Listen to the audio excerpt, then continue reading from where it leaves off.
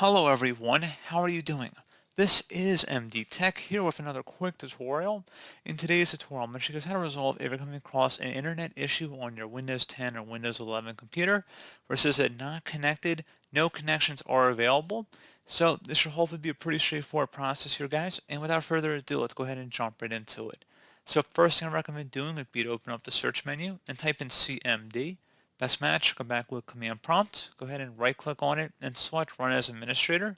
If you receive a user account control prompt, go ahead and select yes. And now into this elevated command line window, go ahead and type in ipconfig space /flush DNS. Flush DNS should all be one word attached to that / out front. Go ahead and hit enter on your keyboard.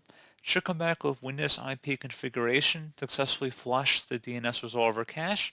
Now you want to go ahead and type in netsh space winsock, winsock space reset. Again, exactly how you see it on my screen, and then hit enter. Should come back with successfully reset the winsock catalog.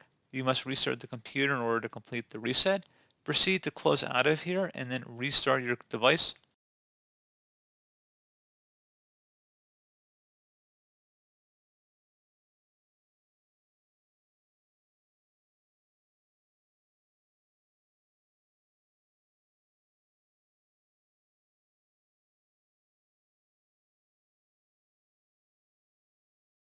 And then once that's done, attempt to access the internet again, and hopefully your issue has been resolved. One further thing we can attempt as well is to do a complete network reset, which will set our network adapters back to default settings.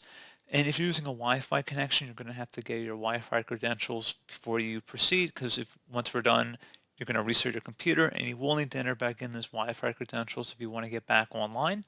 So with that in mind, let's go ahead and jump right into it. So open up the search menu and type in settings. Best result should come back with settings. Go ahead and open that up. Select network and internet on the left side, and then on the right side you want to scroll down and select advanced network settings. And then we're underneath more settings, network reset, reset all network adapters to factory settings. Go ahead and left click on that. So this will remove and reinstall all of your network adapters and set other networking components back to their original settings. You might need to reinstall other networking software afterwards, such as VPN client software or virtual switches. Your PC will be restarted. Select the Reset Now button. Are you sure you want to reset your network settings? Select Yes. And now you will need to sign and close out of all of your open programs and applications and proceed to restart your device.